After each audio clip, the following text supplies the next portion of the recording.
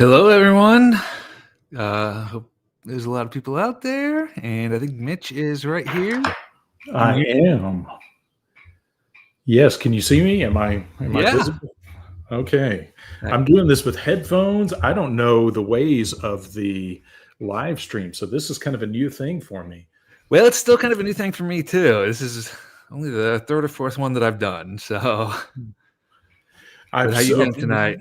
Oh man, I'm doing great. I've got my what people have accused of being a shoplifted Pizza Hut cup with water, no adult beverages or anything like that. So, but and just so the record's clear, this was purchased fair and square from A Smart Restaurant Supply in Dallas, Texas, and with no pizza overtones, if you know what I'm saying. So there's no coded language to this. It's just I was a bachelor looking for cheap stuff for my kitchen. So anyway, Does Pizza Hut still have those glasses? Do you know? It's been a long time since I've been to one. It has been a very long time since I've been to one too. So, I was more of a Pizza Inn kind of guy myself. So, okay. But yeah. So, and I saw you had said earlier something about UFOs, mind control, and some of those topics. So I have within arm's reach some material related to that. So, excellent. But I'm wide open to go whatever direction we need to go. So okay, yeah, let's do it. All right. Well, I guess for anyone who's not familiar with your channel, you want to just kind of go ahead and talk a bit about your channel and everything you talk about on there?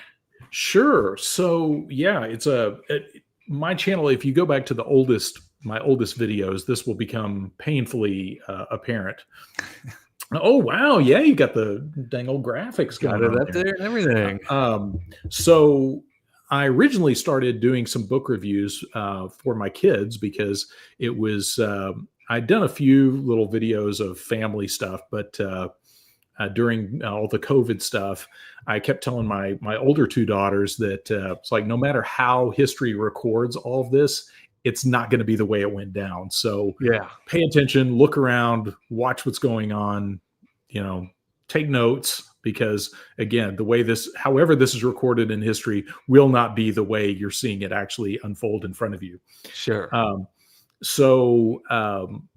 In the course of all that, I started recording some book reviews and just, I was either working or at my house. So I started doing book reviews, mainly so my kids, because I'm like, someday my kids are going to have to sort through all this mess. And this is a fraction of my books behind me here. Oh, really? So it's like the kids are going to have to make sense of all this someday. So I would prefer they have some guidance to this, because some of the stuff I've got, like Man the Puppet, and there's some of the cult books and things like that I want my kids to know that wasn't my theology, like that this was, a lot of this is for study. There's a lot of comparison stuff, things I have to analyze and to use as reference, because I'm a big stickler for original source material. So if somebody says so-and-so said this, I like to go find that book or that document, and if I can, get it and double check that. So anyway, that's how all this started out. Was I started going through reviewing the books, and then people started actually watching it. So then I thought, oh crap, people are watching this. So I actually got to, make this at least make a little bit more sense than just like I'm talking to my kids. Yeah. And again, a lot of my books, I have some pretty far out stuff. So my plan is, I know I'm not going to be around forever. So someday when my children are trying to make sense of my library, they can kind of reassemble my worldview by way of some of my books, and hopefully pick up where I left off and be able to assemble some of these puzzle pieces and find out what they can. So that's where it started. Yeah. And then it started to kind of pick up steam and I've also, you might have seen some of the videos where I've gone around and gone on some road trips, yeah. To New Mexico, to a certain ranch in New Mexico. And I'll say after that, things got weird after that. There was a lot of weird stuff that happened. Really? How much of it's related to that, I can't prove or disprove. It's one of those things that And someone else reached out to me through my channel and said it was the guy that flew the drone over his island. Okay. And Yeah. and he said, yeah, watch out, because as soon as I did that, weird stuff started happening. And I'm like, okay, duly noted. And sure enough, just weird things in business and mainly in the business world. It was like Really? somebody threw a switch and ultimately wound up having to close my store. And how much, again, it's hard to say how much of that is related to that. It's really hard to say, but you could go on a graph and you could see when I made that trip, and you can see the difference. No kidding. So yeah, and it was big enough because obviously this channel, as you well know, this kind of endeavor, doing the kind of stuff we do here, you're never going to get rich off of it. And if you are, it's because someone is paying you to go a specific direction. So the guys like us that are just digging into this stuff and curious, and to the point of being, dangerous. There's not a payday in that. So for a while I shut down my channel because I was thinking, well, if I could just switch off the channel and things go back to normal, that would be great. Well, that didn't happen. So eventually I was like, well, screw it. May as well just put it back up and keep on trucking. So you've been to the ranch a couple times, right? Because you had a relatively recent video. Yes, because I don't learn. So I don't have the capacity to learn from my mistakes. So the first time I went out there, and this is kind of an insight into our family dynamic here. We were on a trip in northern New Mexico, and we were on our way back, and I've got my mother-in-law in the car, and I've got two of my kids and my wife, who is just as insane as I am, but she puts a better spin on it. She can maneuver publicly without people knowing that. So they think I'm the one that's the crazy one, but she's closeted crazy. But I asked her, I was like, hey, we're on our way back. We're going right by Stanley, New Mexico. You want to stop by and, can you mind if I go fly around there? And she's like, yeah, let's do it. So knowing full well, she knew exactly what we were stepping into. But so we stopped, and I'd gone on Google Earth and figured out a good vantage point where I could be, where I was well out of view, on a public right of way where everything was legit, nothing, no funny business, no trespassing. But I'd mapped it out. So as the crow flies, I only had to go about 1.5 miles or so. Okay. And flew out. And as soon as I'm overlooking down, I see this red truck take off. And later, when I looked at my footage, I had a picture of the guy running out to his truck, like sprinting to his vehicle. Wow. That I had caught because I flew up and I started to circle around. And as soon as somewhere in there, I caught this guy just by accident as he was running out to his truck. And then as I'm coming back around, I see it actually driving out. And as soon as I saw that, I was like, oh, he's coming for us, because there's no other reason this guy would be moving with such purpose. So at that point, I'm like, well, I got a little bit of time, because where we were, you had to drive way around. It was probably a good 4 or 5 miles. And there's the clock, yeah. Letting us know that the clock is late for their live stream. But so he had to drive a few miles, whereas I could, fly straight back. So I knew I had some time. So I'm like, I'm not going to waste this chance. I'm right there. So I went in, took pictures, flew around, got as much as I could, and then I start hightailing it back. And right as I'm coming back, we see him coming up over this hill. And I'm like, oh crap, here. And to my wife's credit, she loves this. She's like, this is awesome. This is our time to shine. And my mother-in-law sitting right behind me is not like striking me in the head with anything, or she's just chilling back there. And he pulls over into he just pulls over into the opposite ditch, because we're on the right side on the right shoulder, and he pulls over into the right ditch. hops out of his car and comes up really fast with his right hand behind his back, like he's about to Whoa. draw on us. And as he gets up, because we got tinted windows on our minivan, as he gets up, we saw that his expression change when he looks in and sees it's a car full of people. So he gets up and it's just like trying to figure out, okay, well, crap, what do I do now? Because and I put the controller down in the floorboard, so I was just, and my wife said later, she's like, we should have pretended to be arguing, because she was like, nobody wants to interrupt a domestic dispute, not even a contract killer. So, but I had the controller on the floor and I'm just letting it hover off in the distance. And my wife was about to roll down the window for this dude. So she's just looking at him and he's like, is everything okay? Or y'all need any help? And he doesn't realize I know who he is, because I watched him leave. So I know his vehicle. I've been watching him. So I know exactly who to be watching for. And we're like, no, we're good. So he walks backwards back to his truck. So whatever he was doing, we had messed it up by being a whole gaggle of people. So he gets back in his truck, takes off, and does a U-turn, and then sits behind us about 500 feet back or so, and just sits there. And I'm like, oh crap, yeah. So he's just waiting for me to land my drone, come up there and get my memory card from me or something. I don't know. I'm sure that was somewhere in the cards there, but so I'm just waiting, because at this point I've still got about enough battery power. We can sit there for a little while. So we're waiting, and finally he gets tired of waiting, takes off, and goes over the hill again in front of me. And so I real quick land as fast as I can, run as I'm sprinting out, grabbing it.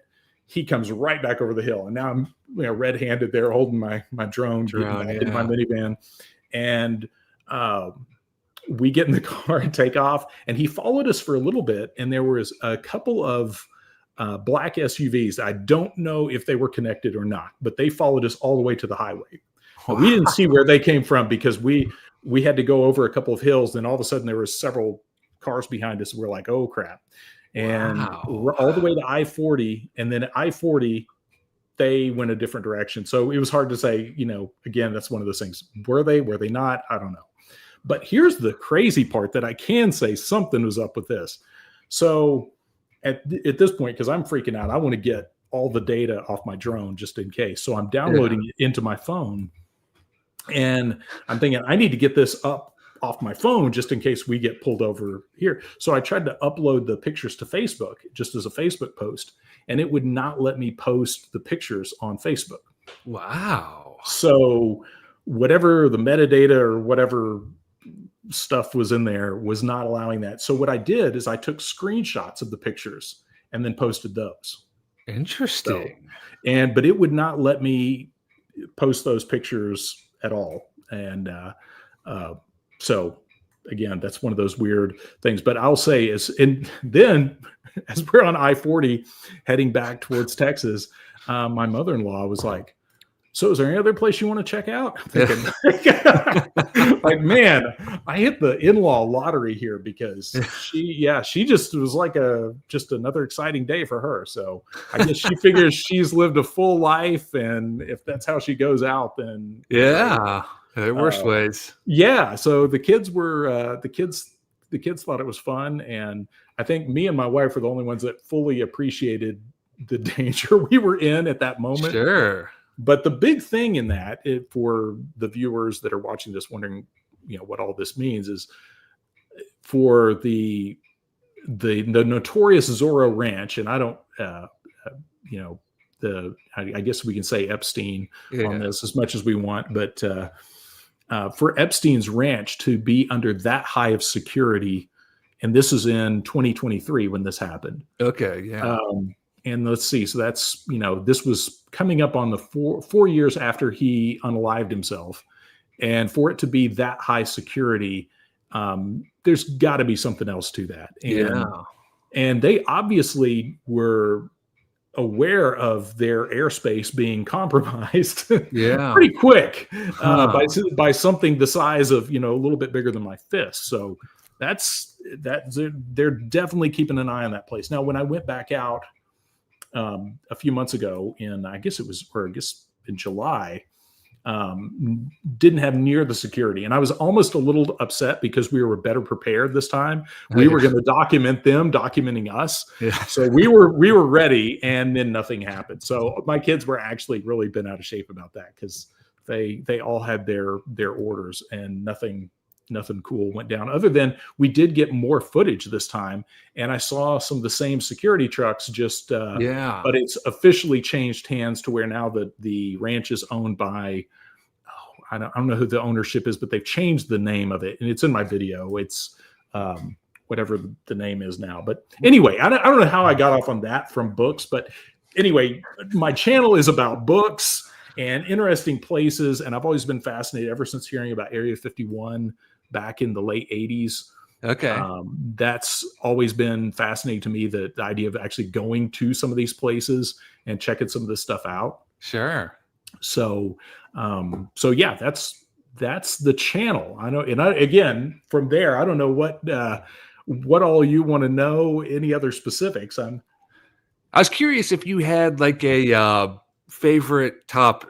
So do you like the alien stuff more than like mind control or government conspiracies or whatnot? So yeah. So the way I've come to look at some of those topics, and my original interest started in, like I said, the late 80s when I was in high school. I think it was my senior year in high school when I heard about Area 51. Yeah. And my dad was actually the one that really started telling me about it. Back then, you probably remember the era of fax machines and that sort of thing, where people were faxing stuff around because, pre-internet and all that. So some of the guys that my dad knew through the telecommunications universe were faxing these documents about like secret programs and stuff going on. Yeah. And my dad found out there was an issue of Business Week magazine that had an article about Area 51. So he picked up that issue, and through some of his business acquaintances, he found out that some issues of that Business Week were published with that article and some without it. And he found that really curious, that, hey, why did they print some copies of this magazine with this Area 51 article and some that didn't have it? What gives? And that really got him starting to dig into some of this stuff. And to me, that whole black world of secret aircraft, aerospace research and mind control, they're really all, and even the ritual abuse topic is really all kind of the same subject. Mm-hmm.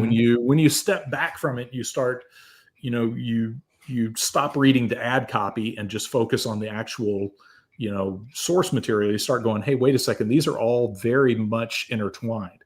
Like one of the books I've got handy here is, I don't know if you can see that. Okay. But Physical Control of the Mind by Jose Delgado. Yeah. This is one of those books that's all about, high technology for the use of controlling people, of, literal mind control by way of stimulus, I think is what he was calling them, embedding in people's heads. And, and again, the more you start looking into these black programs, you start realizing that the military applications of that, and I think we're way past the experimental phase of this kind of subject matter. I think we are very much in that operational phase. So now it's just a matter of spotting where these things are actually being carried out. So to me, that all that the UFO topic, alien abductions, cattle mutilations, mind control, and even ritual abuse are really, different edges of the same object that you see. It's kind of like the thing of the elephant in the room, of the blind man looking at the elephant, and one guy is feeling the leg and he's like, oh, it's a tree, and another guy's feeling the tail and is like, oh, it's a rope. And it's kind of analogous to that all of that is part of the same thing. When you step back and really start looking at it again without the ad copy, and you look for yourself and start sifting through that information. Sure. So anyway, that's kind of, so that, if anything, that's probably one of my favorite topics to look into, because the secret base aspect of some of the military stuff, the aerospace stuff, that gives a much more practical entry point to look at this stuff. Because if you go, hey, I saw this crazy triangular spacecraft fly over, it's like, well, that's one and done. It's like, good luck standing out. I mean, maybe we can all stand out in that spot, and maybe we could see the triangular shaped aircraft if we're there in that same spot at that same time. But that's, good luck. Yeah. But if we find out that this particular airbase is hosting these strange aircraft that come and go from here, and they have an unusual level of security and armed guards and contract security that's authorized to use lethal force, and now we actually have a physical place. We can go, okay, that's a place we can watch, and we can keep an eye on that place and maybe get shot finding out something cool. So interesting. Okay.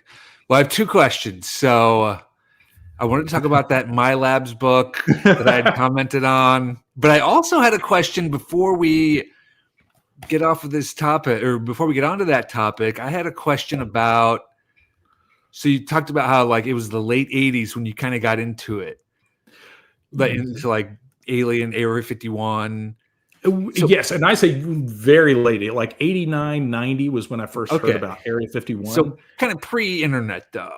Yeah, very much. Like, how did you research topics like that before the internet? Because now it's just like you just Google things or you search on Amazon for books. Like, how did you find books and information about Area 51 back then? So this is, and good thing we don't, what's your time limit on this thing here? So what do we? No time limit. So till they run us off so a lot of this starts with my dad, and sadly my dad, I wish he was in better health. He had a stroke and it's affected his ability to speak. He can only basically say yes, no, and things like that. And I do have on my channel, thankfully I was able to get him talking about some subjects before his stroke. So I have some of that immortalized, but my dad was always fascinated by that kind of stuff. And he had I forget what security clearance in the Navy. And he flew in a P-2V patrol plane off the coast of, I think the South China Sea. They would fly up to the Chinese coast and drop radar chaff and whatnot to deliberately set off the radar stations up and down the Chinese coast. And they would do this over and over, deliberately violating their airspace so they could find out where these radar stations were. So, and some of the stuff he'd tell me about, I was like, and y'all didn't die from that? Like, what? Oh yeah, we'd take off, they'd chase us out every time, and we'd do it again.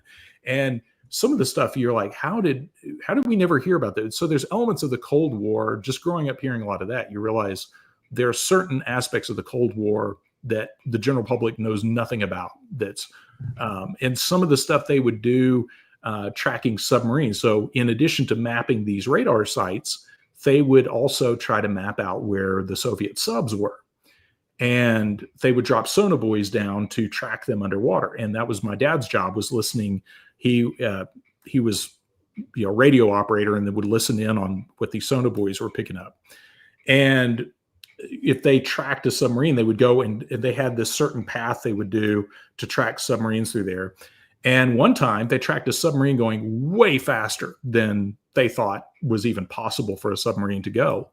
And fast enough that it kind of freaked them out. And as soon as they landed back in Okinawa, they were met at their aircraft and pulled into a debriefing room and told, like, you guys basically disrupted a top secret submarine on patrol, and do not talk, you destroy all your documents from this. And it was things like that, like this, like super fast sub that even, my dad was like, was it really a sub? what was it that we tracked that was outrunning the plane? Now it was outrunning the plane. Let me clarify that. They weren't flying in a straight line. When they were tracking subs, they had this kind of zigzag path they would do to, once they got a sub to move, because what they would do is try to agitate it so it'd move. And once it was moving, they could track it. But if it's just sitting on the ocean floor, they're invisible. But as soon as they start moving, you can find them. Yeah. So they had this path they would do that was not a straight line, but still this sub was outrunning the plane. And that freaked them out. They were like, oh, cool, some kind of crazy new technology. But so hearing things like that got me interested. And then my dad, again, big player in all of this, that when he was working in the telecommunications industry and he was real big in early cell phones and mobile radios for police departments and that sort of thing. So he was on the ground level of seeing a lot of big changes happen in telecommunications. And because of that, and a lot of the guys he worked with were prior service military, and a lot of former top secret guys working on all kinds of crazy programs. And again, back in late 80s and early 90s, these guys started faxing stuff around to each other about weird stuff that was going on in like Area 51. And I still have a pretty good stack of these old faxes that of stuff people were sending to my dad. And it was stuff like there was a lot of paramilitary, what people would call like prepper kind of stuff. There was UFO stuff about underground bases. There was a little bit of everything. And that was in Bill Cooper, one of my dad's, some guy my dad worked with back then, loaned my dad some tape of Bill Cooper, one of his lectures. And so I listened to that and I was like, whoa, this is crazy. But kind of funny aside to that, as fascinating as that was, to me, the UFO topic and all the things, all that parapolitical stuff was kind of over here, and it wasn't really enmeshed in reality. It was off in this other place. And it really wasn't till 9/11 that I started going, oh, wait, okay, the stuff we were reading about back then is now, we're starting to see, like, it became less of a curiosity, and you start realizing there are frightening real world implications to all this stuff we've been looking at. Oh, yeah. So I don't know if that was the aside that you wanted, but if that's good enough. Let's talk about MILABs or MELABs. I know you're not sure how to pronounce it really, but this book, when you mentioned it and started talking about it in your video, I was like, oh my God, this sounds so interesting. So yes. So it's short for military abductions. And I think it's MILABs, but I've heard it said MILABs, whatever, who knows. This is one of those things that, as I mentioned the other day in that video I did talking about this, I found this through Richard Sauter, who now lives in Ecuador and has done a lot of research on a lot of parapolitical topics and aliens, underground bases, and all that sort of thing. And he was one of the first guys I ever read his stuff that he was much more sober-minded about it.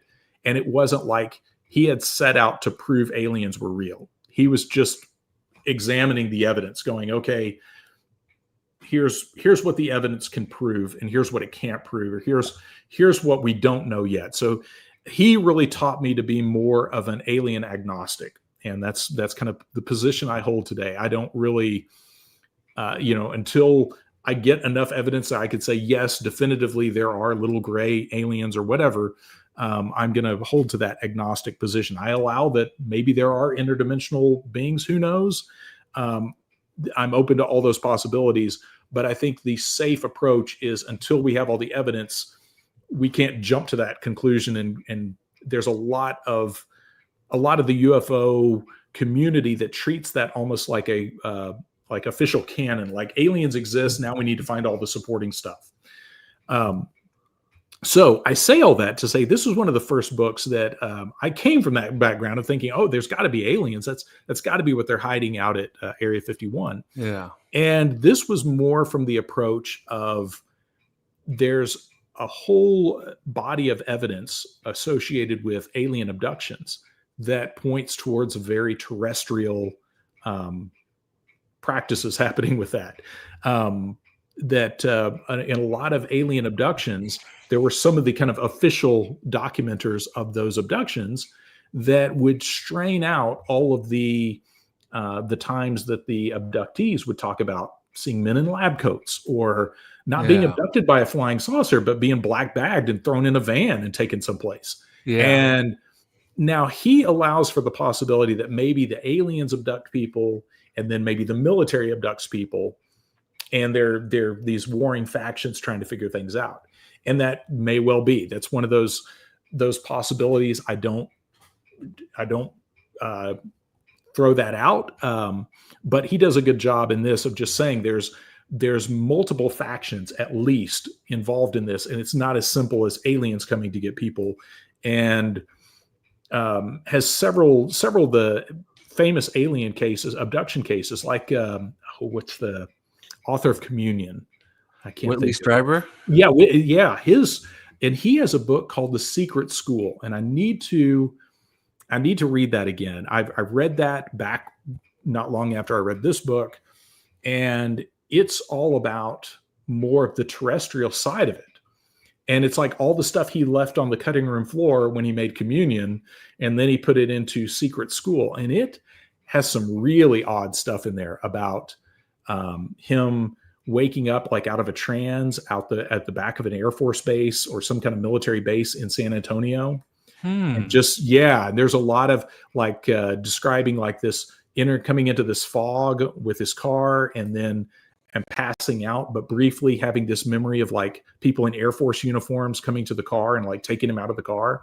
So there's a lot of those kinds of things and then he does talk about creatures and that sort of thing, seeing these like humanoid figures, but there's also a lot of very much like Air Force military, like black ops kind of stuff happening that again, go more in support of this kind of stuff.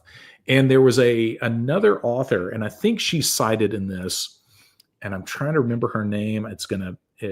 She was an English professor at University of North Texas in Denton.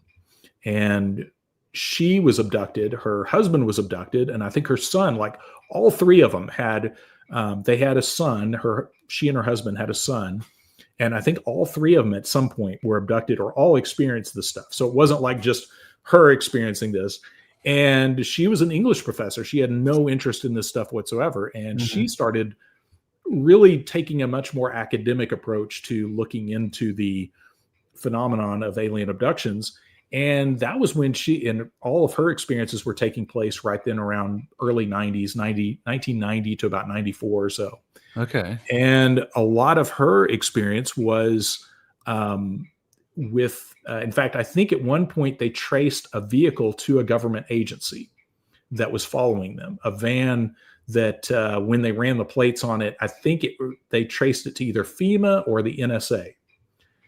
And she lived fairly close to the FEMA facility in Denton. And anybody that's from that area knows FEMA has a pretty big facility, big underground facility, just kind of, I guess, kind of due east of downtown Denton. It's on Loop 288. If you go on Google Earth, you can find it. I've done a couple of videos about it. But she talked about it, and it's driving me nuts now to think. I probably have Carla Turner. That's her name, Carla Turner. Okay. So she started digging in a lot of her stuff. She started referring to some of the things she experienced as virtual reality events, where she realized there was some kind of high technology being used on people to make them think they were abducted. Yeah. Okay. Sure. And one of the cases that she talks about in one of her books is this woman having this experience of like this abduction experience, and this other woman coming in and seeing this like light coming in through the ceiling, but nothing was happening to her. This woman was having this whole abduction experience, but she was stationary in bed, and there was a helicopter hovering over the house. So there's some stuff like that you're like, okay, now we're entering into like there's a layer of this that is very much a black ops kind of angle to this. So, and some of the people that are abducted report experiments that are very reminiscent of a lot of early hypnosis experiments, like as part of MK Ultra, like asking someone to shoot someone else. Oh, wow. It's like, yeah, why would the aliens want you to pull a gun and ask you to shoot this guy? So there's some weird things like that. In this book, he talks about people being abducted and forced to like breathe fluids. And I don't know if you remember the movie Abyss. Oh yeah. Yeah. Okay. You remember where he puts on it's this new experimental dive deal that he can put on to go to a deeper level. Deeper level, basically liquid oxygen. Yeah. He has to breathe this liquid. And some of the abductees have reported that, where they're being forced into a tank and breathing water or breathing a liquid. So there's things that are reminiscent more of experimental technology and possibly like breeding. And of course, you probably remember, was it like early 2000, end of 99, early 2000, when they finally cracked the genome or the human genome, when they finally mapped the whole human DNA sequence. Yeah. And one does wonder, okay, is some of what a lot of the abduction scenarios and all that, were a lot of those a way of mapping that, all that DNA. And that's something that Richard Slaughter points out in his book. This is an easy one to get.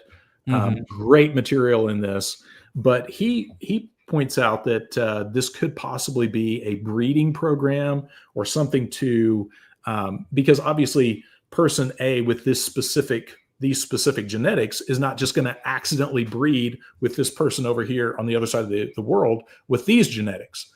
So, and again, the more you get into this stuff, there's always this bizarre sexual component to this. It's like the aliens got this weird scatological, psychosexual interest in humans that you're like that's crazy, because your interests really overlap suspiciously with Project Paperclip.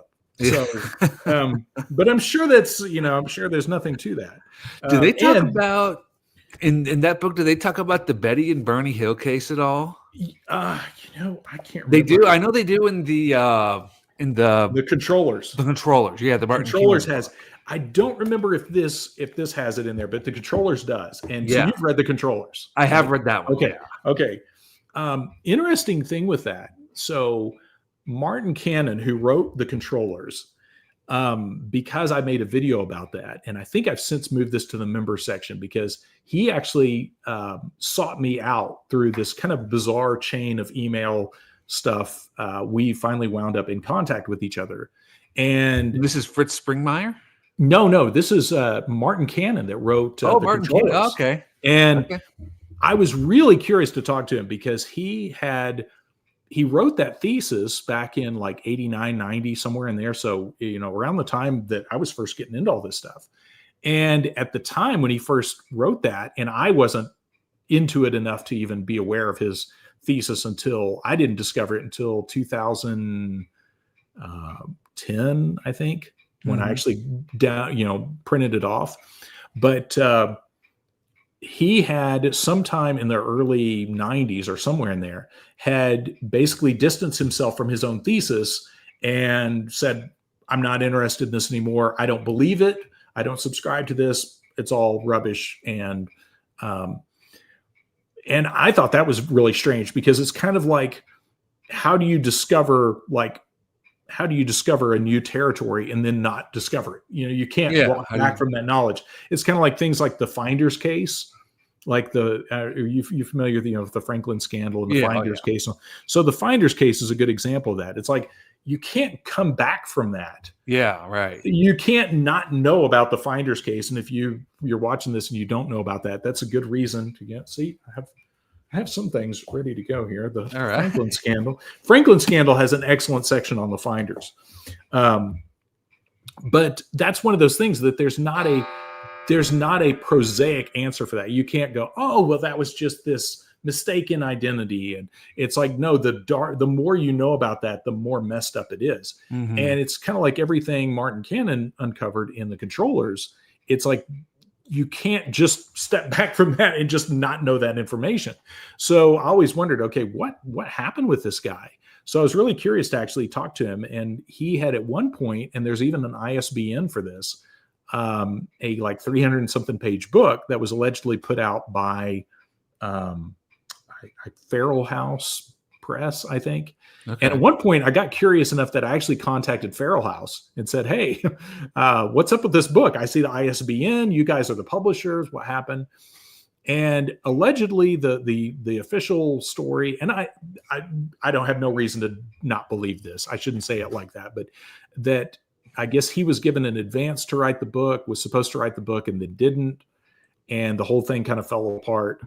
But it was really curious because it actually had a page count. That's unusual for an ISBN to have an ISBN, have a page count, and then not have a book.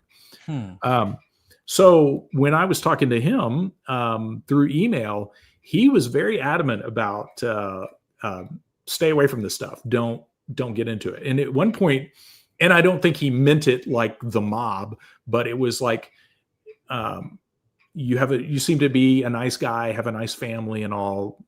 What are you doing poking your nose around and all this? Like, this is not something you want to, go live your life, enjoy your life. Don't dig into this stuff. It'll just get you into trouble.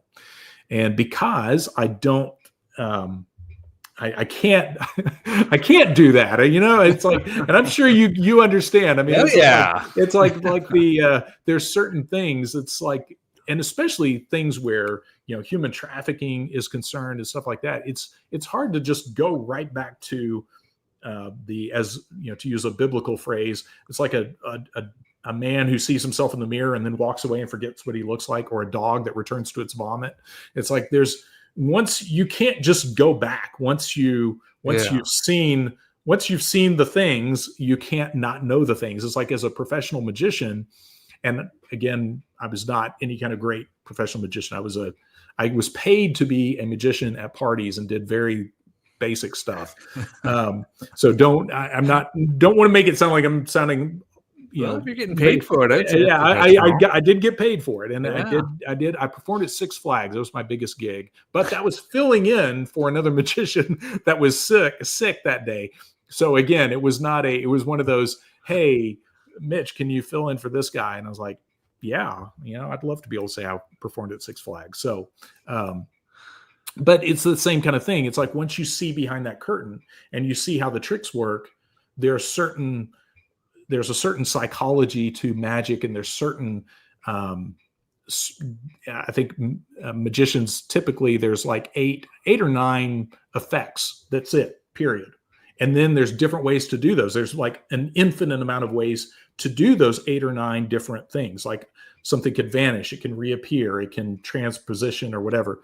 But there's only there. Then it's a matter of how you do all those things with that source material. But once you understand things like card forcing and certain moves and certain way setups for certain tricks, it's impossible to watch a magic show the same. Now, I still watch a magic show, and I'm entertained by it. I love watching a good magic show. But I will never be able to watch it from the perspective of somebody on the outside. Every now and then, I've been out to the Magic Castle in Hollywood, and a buddy of mine performs out there every now and then. And there's some amazing guys out there that do make me feel like a 10-year-old boy again, watching magic that I have no clue how it works. And I love that experience.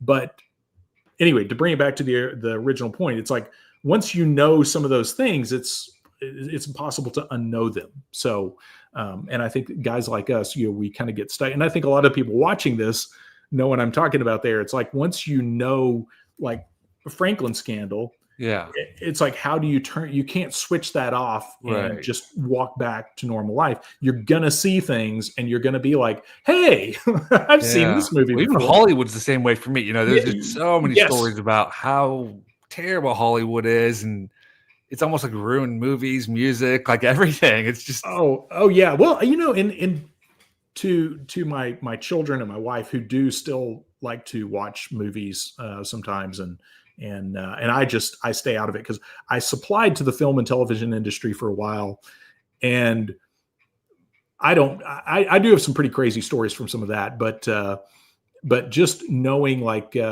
some of the people that we dealt with, and some of the accounts, and how just seeing the way the sausage is made. There are some movies I just will not watch, not because of the subject matter, but because I know who made it, and I know what kind of person they are, and I will not put a dime in their pocket. So I I'll probably never watch a Tom Hanks movie as long as I live. Well, and a lot of this with my kids, I tell them, like, the stuff that's actually going on is way crazier than anything you could ever see in a movie. So if you want to see like crazy criminal stuff, then look no further Yeah. further than the Franklin scandal, or Yeah. any number of these things. Like sci-fi doesn't hold a candle to some of the stuff that has happened in New Mexico. So, Yeah. um, so anyway, yeah, that's so. And now that I've got you somewhat captive, I'm kind of curious on your end, what got you into this? And I know I'm just curious for me now too, but I'm sure people from my channel are curious. What roped you into all this mess? I don't know. I guess it was kind of like 2015 or so when Trump ran for president, only because I was big, just like I subscribed to the New York Times and read that, and just like how blatantly biased it seemed like the coverage was. Like I was just curious about him running for president, and it just seemed like the coverage of him running for president was just really super biased, and it just kind of really got me off the mainstream media like completely. And I think that's like, for a lot of people, that's the moment when you kind of see things differently once you realize just how just corrupt and how much more there is to the story than what's covered on the news. Well, but it sounds like you didn't respect the New York Times, and they instructed you not to go down the rabbit hole. And it sounds like you did. Yeah. I assume you've seen that article that don't go down the rabbit hole. Critical thinking, as we've been taught, is not helpful in the war against disinformation. Well, it's funny because I was going to ask you about a video I saw of yours that I thought was really funny, was one that you did with your daughter who's in college. Oh, and yes. she took a class where they talked about conspiracy theories.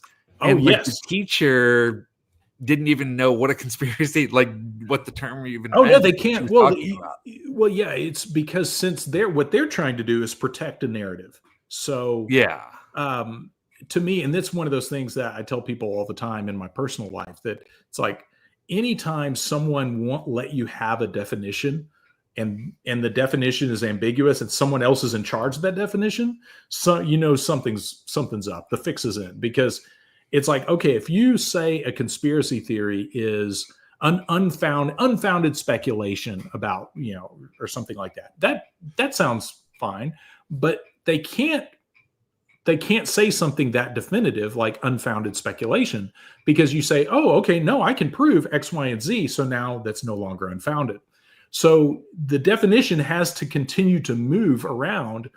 And that's something that thankfully my daughter noticed in that lecture they were giving them, that was like, they never would give them this definite answer of, okay, here's an objective scenario. Here's criteria for when you see X, Y, and Z, you're dealing with a conspiracy theory. It was basically right. X, Y, and Z, the tells of a conspiracy theory are it goes against the narrative.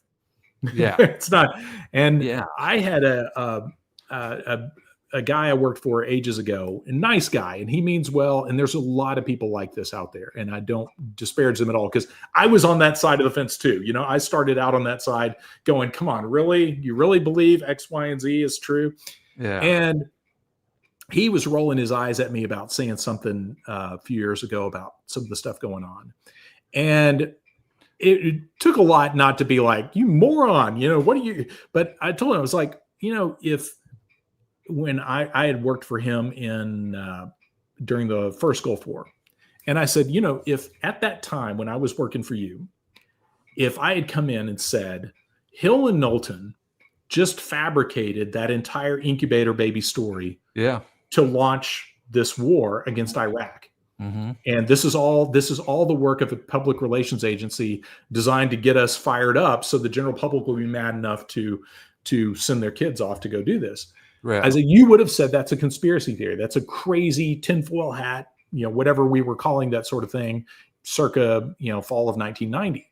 Yeah. I said, but now we know that that's exactly what happened. We know Hill and Knowlton, and Hill and Knowlton holds that up as a textbook victory for them. Didn't it win like some sort of award? I think they might have. And it's like, but they don't deny that at all. They embrace it. And they're like, oh yeah, we did that. Yeah. And so my point to this gentleman that I was talking to about that is, at some point we got to stop doing this. Aw shucks, how could we not have seen that? We got to start looking at things in real time. And that's all the kind of the official narrative that we're handed through mass media is constantly telling us it's okay to realize something is bogus 20, 30, 40, 50 years later. But you are not allowed to know, and you are not allowed to critically analyze that information in real time. That's where you start getting into trouble. But you notice now it's perfectly acceptable for people to say, things about COVID that got you kicked off the internet for, you deplatformed or having your Facebook account getting thrown in Facebook jail or whatever. And the stuff that guys like me were saying in the second Gulf War, that the whole weapons of mass destruction thing was bogus, and David Kelly was most likely murdered for for his testimony and things like that.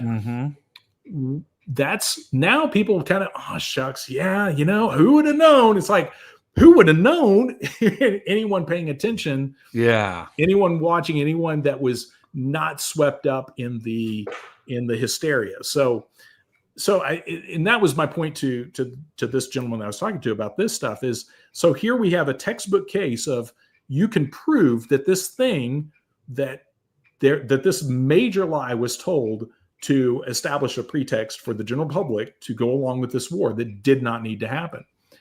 So, and now again, 30, 40 years later, now a lot of that stuff is perfectly acceptable to talk about, as long as it's presented as this, oh shucks, who would have known that? So just bad intelligence. And that's fine, but you cannot say that in real time. And I think that's probably our biggest weapon of guys like us and the people watching this is being able to unravel this in real time and say, humiliation be damned. I don't care what you think of me. This is objectively false. I can prove it. And I'm not going to be shamed into going along with this foolishness. And that's one area where the internet right now in its current state is still kind of a two-edged sword. On one hand, it's used against us to flood people with a lot of bogus information, but at the same time, it's also worked amazingly well. Like you said, you can now go online and Google something like the Franklin scandal or the Finders, and you can find some of those original document scans, and you can find that stuff if you're willing to look for it. So I see it kind of there's a silver lining to all this, provided people are willing to do the work.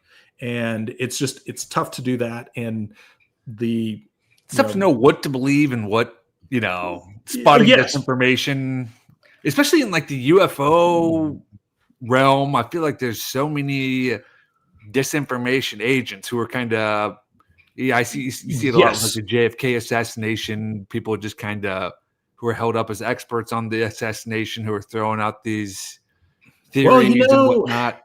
Case closed on that. I mean, it's basically, we all know now. It was just this bad mistake. And it makes sense they covered it up. It was the guy, one of the Secret Service guys. He had a new M16. And, what are you going to do? New M16, you're trigger happy, and he just flinched when he heard Oswald shoot, because Oswald was still there shooting. And he flinched and accidentally blew off the back of the president's head. So case closed. But have you seen that book? That's actually, I forget, Fatal Error or something. I forget the name of the book. I think it's Fatal Error. Somebody, are you getting comments for the live in here? I'm curious if someone might be able to tell you if I think it's Fatal Error. Okay. But there was a book that came out that said exactly that. It was this completely bogus, and I don't know if you saw my video about the Gilligan's Island method of conspiracy theories. No, I didn't see that. Where it's like you lead somebody right out to they're almost on the boat, they're about to get away, and then Gilligan screws it all up, and they wind up staying on the island. And in sitcom parlance, that's called failure is the only option, or status quo is God. You have to maintain the status quo. So anything can happen between these 2 points in this timeline, provided you wind up back at this point so that episode can be plugged in anywhere. And, Joe Public watching this is not, can sit down and watch Gilligan's Island and not be thrown off by it. Do you find it? Best evidence. Somebody had made this Look at comment. fatal error. Look up fatal error or fatal. Error. Yeah, it's. I want to, but that kind of that's. Keep going. Yeah, but that kind of approach, the Gilligan's Island approach, as I like to call it, of where there's a lot of these conspiracy guys that will like take you right out, like kind of like that, where it's like, oh yeah, there was a conspiracy, yeah, there was secrecy, yeah, there was all these things, but it was just to cover up a doggone awful mistake. And I mean, can you blame him? Of course he's going to cover it up. Who wants to admit they blew off the back of the president's head? You know? Right. Okay. So case closed. Everybody go home. Yes, there was a cover up. Yes, there was bad stuff happening. Yes, there were multiple shooters, but doggone it. I mean, you know, sometimes that stuff happens. So again, so you wind up, you know, the Gilligan's Island, they get in the speedboat and they're like, we're getting off the island. And then Gilligan crashes it and they're stuck again. So, and I'm sure only the viewers over 40 or so are going to get the Gilligan's Island humor, but that may be a wasted analogy. But mortal air, is that it? Yeah, yeah, here we go. Yeah, I think that's it.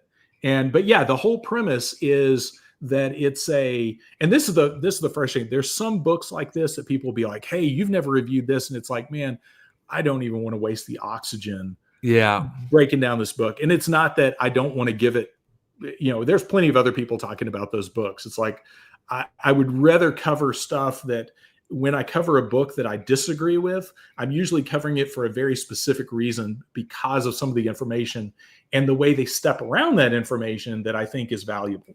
But there's some of this stuff like this that's like, it's just silly. It's designed to hand unthinking people just enough crumbs to say, see, conspiracy friend, you're wrong. I mean, you're right, but you're wrong. You got the right things, but you've assembled it into this nefarious thing of a coup d'etat, when in reality, it's just an idiotic Secret Service guy.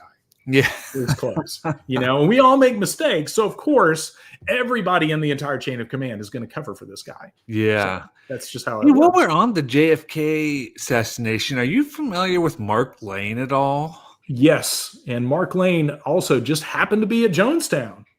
Yeah. He was just Johnny on the spot. Represented James Earl Ray in the shooting of Martin Luther King. I have a signed copy of his book on the Kennedy assassination. I'm trying to remember what the name of it is, but I have a signed copy of his book. And he's one that when I first got into that, I took his stuff pretty seriously. And then the more you start, it's kind of like Where's Waldo? When you start seeing it pop up in different pictures, you're like, wait a second. Yeah, that's always suspicious to me. Yeah. Why names come up? Certain people, wind up. And so back to what you're saying about disinformation, I think a valuable case study for that. Again, you could do a post-mortem on some of these cases and use that information. If you are sober-minded and want to really carefully pull at the threads, you can unravel it and figure out how a lot of these things work. And a good example of that is the case of Paul Benowitz and Dulce, New Mexico, the Dulce base and that sort of thing. Yeah. Because Richard Doty, who I believe has some kind of enlisted rank, but he was with the OSI, the Air Force Office of Special Investigations. And he now admits that he pumped Paul Benowitz full of disinformation to distract him from something he had discovered. Now, in true disinfo form, Richard Doty is still out there peddling his fiction. Yeah. Excuse me. But if you listen to his stories about what happened with Richard Doty, what happened with Paul Benowitz, he will continually adjust it to fit whatever's happening, you know.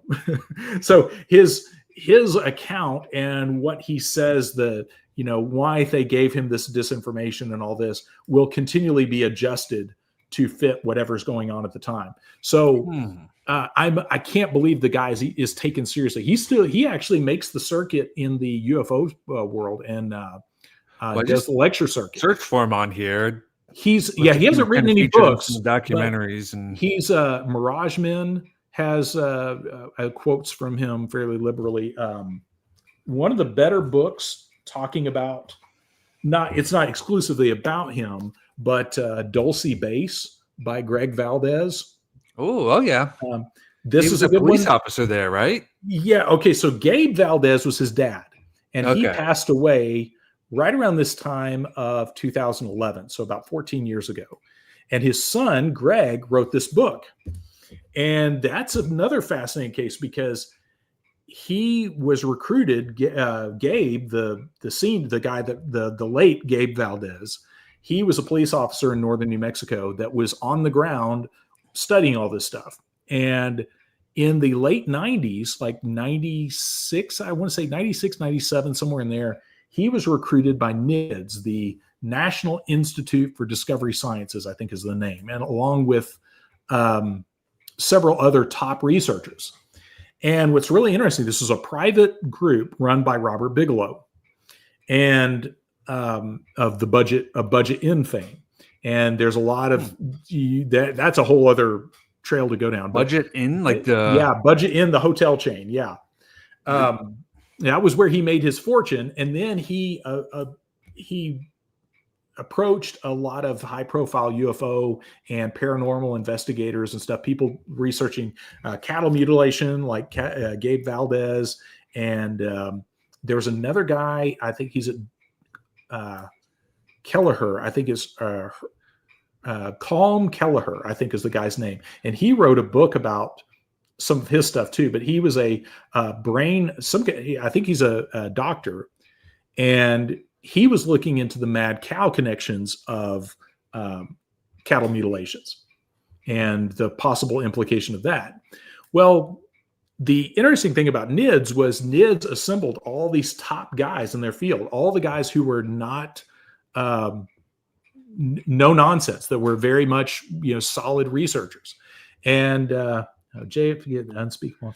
Oh yeah, I just wanted to put that up there because I did read this JFK, the Unspeakable. It's a really good book. Yes. So he gets these guys all together, and they all run around the country, and he had very deep pockets and funded all kinds of research these guys were looking into. And once they had compiled everything for NIDS, then he was like, all right, thanks, drive through. And that was it. And they were like, wait, you're not going to do anything with this? He's like, nope. And he takes off and shuts down the whole thing. And they had all signed very carefully worded NDAs, which is why Greg Valdez wrote this book, because he is not under an NDA with his father's research. But these guys were all bound by very strict NDAs that they were not allowed to talk about that. So you see that tactic used a lot in a lot of legal cases where someone's paid for rights to something so that then that story can't be released by somebody else. So like there was a scandal with one of the guys that was doing the X-Men movies. I can't think of the guy's name that got busted. Singer, was it? Oh, Brian Singer. Brian Singer. So somebody did I think it was called Open Secret or something, but there was a documentary like that. Yeah. Where they went around and interviewed a lot of the victims and got really good information on these people. And then they're like, oh, shucks, we're not going to be able to release this. But everyone had signed these very strict NDAs. So they thought they were divulging all this stuff to somebody who was going to publicize this and shut this down. And of course, this is during the early days of the Me Too stuff and all that. So everybody was excited. Hey, somebody's actually going to blow the whistle on this and shut it all down. No, they took all that. I think they call that like hoovering or something, where somebody comes in and gets all that information, gets everybody to sign these NDAs, and then now they can be sued for telling their story. Because see, they do that under. In that case, you say, well, our documentary won't be worth anything if you go tell somebody else. So if you have to give us exclusive rights to your story. So it's not really, you're not allowed to talk about it. It's just you're not allowed to talk publicly about it outside of this very specific spectrum, because we have the rights to your story now, and we want our documentary to be worth something. Sure. And then as a result, they wind up with what amounts to a gag order put in place by someone that may not have the purest motives, because again, you think, well, somebody's making a documentary. They want to make money by this. They want to get this out there. So they're going to launch this. There's an interesting comment here. I found ISBNs for two unrelated. You're Dave McGowan. You've talked about him at least quite a what bit. do they say what the I'm curious if he knows what, because I thought I had all of Dave McGowan's books, but because I have F for fascism, or the F word, and something about fascism, and weird scenes in the canyon, and program to kill, and I think that's it. But yeah, I'd be curious if there's others. I'd definitely be interested in. But anyway, I say that the stuff about Dulce and NIDS and all that, those are good textbook cases in looking at how disinformation campaigns work, and how these private groups like NIDS can be used to muzzle people who do have real information and make it impossible for them to then disclose that. Sure. So someone's got a question for you here, Mitch. Tim Taylor, the NASA spook who shows up in UFO circles all over the place. He was a launch coordinator during the Challenger explosion. That's interesting.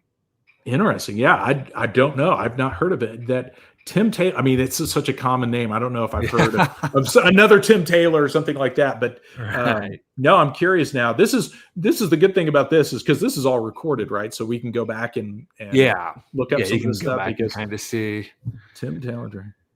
But yeah, that's the whole UFO lecture circuit is a fascinating place to look, because I would bet. Have you ever been to like one of the conventions that they have? Or I went to a few MUFON meetings that were in the Dallas area, and those were always kind of odd. You had a really strange blend of, you had the true believers, like the crystal, like the people into the crystals and the channeling, we're channeling so-and-so from Zeta Reticuli, and they're telling us this new thing about what's going to happen. And then you had the kind of aerospace people that were more just curious about UFOs. And then I'm pretty sure you had a few spooks in there watching all the people and trying to figure out who, and they even came out and said, and Richard Doty even said later that, we watched that because we knew the Soviets and other people were using those groups to see kind of what the state of the art in advanced aircraft was. So I would love with that information, with knowing a lot of what I know now. I haven't been to one of the proper UFO. I was going to go to one earlier this year, and it got canceled. So I think it was going to be in New Mexico, but I would really like to go to one, because the people I've met outside of the UFO circles that have worked in aerospace and stuff, that if you don't just come off crazy, like, have you seen aliens before? And you're just asking them about just classified very broad. And what can you tell me? I know you can't tell me everything, because you have a security oath, and I respect that. What's the weirdest, craziest thing you can tell me?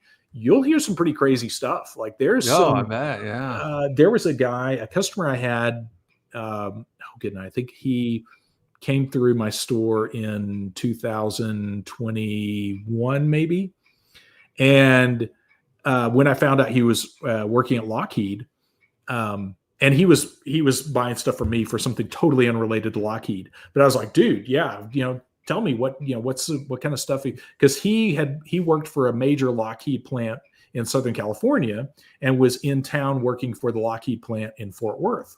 So I was asking about that. He did tell me about the Cormorant drone. I think that's right. That's a drone it's named after, I think it's the cormorant bird, that it's a submersible drone that can be launched from a submarine and takes off up out of the water and opens up like a bird and then flies around. And then it can fold back up and dive back down and be picked up by the submarine again. No kidding. So you're like, oh, wow, that's crazy. I didn't know. And he was like, that I can tell you about, because he's like, that's declassified now. But he did tell me about, there was a place that he had to go into this area at the Lockheed plant in Southern California, where he said going in there was like a religious experience with all the like super advanced stuff. He's like, there was stuff there that just looked like straight up sci-fi stuff. He's like, just did not look like human technology.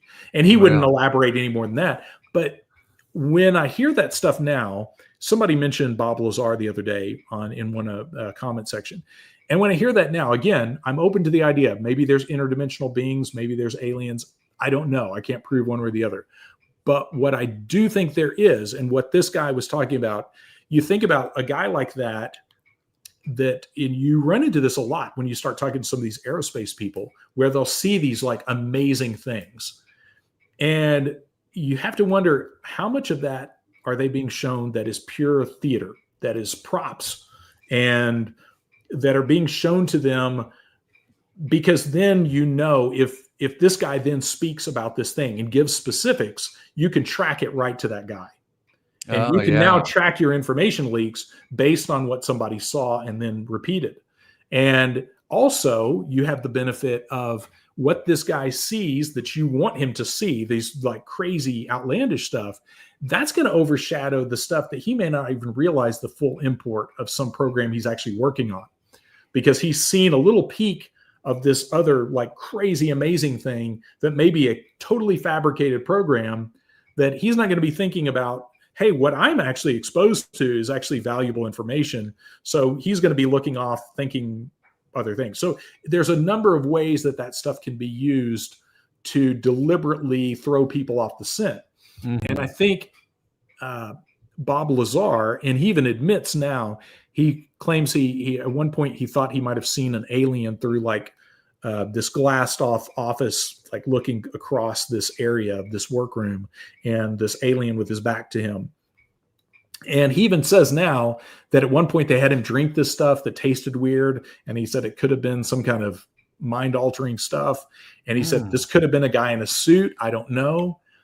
But it's like, was he brought in specifically to be shown this kind of magic show and then turned loose deliberately to repeat this stuff? Oh, interesting. Now, and again, I can't prove that. I'm not alleging anything one way or the other, just saying that I think we need to be aware of that when you're talking about these OSI guys, they are way more creative and put way more effort into this stuff than you and I would ever think about. And they've thought through all the stuff. They've seen things. They've watched human behavior way more than we have, and they make allowances for that. Then it's like, what are they hiding, and why are they so insistent on keeping this secret? So, but yeah, the Richard Doty and the Paul Benowitz thing is just a fascinating trail to go down, just because, again, now far enough removed, we have a better idea of what truth and fiction in that case. And Paul Benowitz, again, if those that don't know, Paul Benowitz was, I see the Program to Kill 2. The other one is Pseudo Occult Media, Programming in the Modern World. Oh, that's the first I've heard of that. I'd like to check that out. I know his brother. I don't know how much of his work his brother got when he passed away, or if his children are in possession of that, or how that all works. But real quick about Paul Benowitz, the fascinating thing about Paul Benowitz was that guy actually, we know he stumbled onto something in New Mexico. He had a house that overlooked the Kirtland Air Force Base area and the nuclear storage area specifically. And he was videotaping. He was filming with his Super 8 camera some kind of advanced craft that was coming down and landing within this secured area. Now, he thought this might be like the aliens are trying to invade and steal, they were compromising this nuclear storage area. And this was not a stupid guy. He worked he had a company, I think it's Thunder Scientific, that sold some kind of scientific equipment to Kirtland Air Force Base. So he had clearances. He was well connected, and he was not just some guy of the general public. So they could have easily pulled him aside and said, like, Paul, dude, you stumbled onto some stuff here that and instead they went a totally different direction and just totally fried this dude's brain. But the NSA got involved. There's all kinds of bizarre stuff that happened after that. I mean, weird stuff that happened. And he was working with a woman who was abducted several times up in northern New Mexico. And I'm inclined to think that he did discover something about a secret facility and abductions and all that, and mind control technology. And that's where I think the NSA got involved, and it made more sense to them to destroy this guy's life, destroy his mind, than to just tell him, hey, look the other way. But one of the interesting things, and Project Beta by Greg Bishop, in that, Greg Bishop interviewed Richard Doty extensively for that book. And one of the kind of laughable things in that book is they're talking about Myrna Hansen, I think was the lady's name that was abducted. And I don't know if that's a pseudonym or if that was her real name, but she was the one that was abducted. And the thing that the Air Force guys got real jumpy about was when they hypnotically regressed her. And she was describing being taken into this underground facility. She described perfectly the security protocol for some of these like super secret underground facilities at Kirtland Air Force Base. So not something that somebody off the street is just going to know. Right. And Greg Bishop, along with Richard Doty, they're kind of musing about, how could this be? And they come to the conclusion that she must have had an accidental remote viewing experience that allowed her to see inside these top secret facilities. It's like, okay, now which is more plausible? Which is more plausible, that she just happened to have this crazy remote viewing experience where she just happened to see the exact way that they come in and out of these secured areas, or maybe she was taken into a similar facility and it troubled them greatly that she could remember this verbatim. So things like that you're like, come on, y'all are trying a little too hard to make sure these dots don't connect. Yeah. So I was curious about, do you ever listen, or are you familiar with Mae Brussel at all? A little bit. And I back when I was traveling more, I had just discovered, just in the last couple of years when I was doing more driving around, I started listening to some of her recordings that were popping up on YouTube. Listening to some of her stuff. And I haven't listened to enough of it to have a real, I wish she had written a book or something that I could really just sink my teeth into. Yeah. Because it's kind of a mixed bag, and it's hard to tell, okay, because a lot of it's kind of a stream of consciousness of kind of this information dump of here, I'm listing out all these things. So I'd like to hear some more of her stuff and see, kind of, because she was hitting on some major stuff like the occult stuff in the military. Yeah. And that was right when she died. Yeah. So there's definitely something there.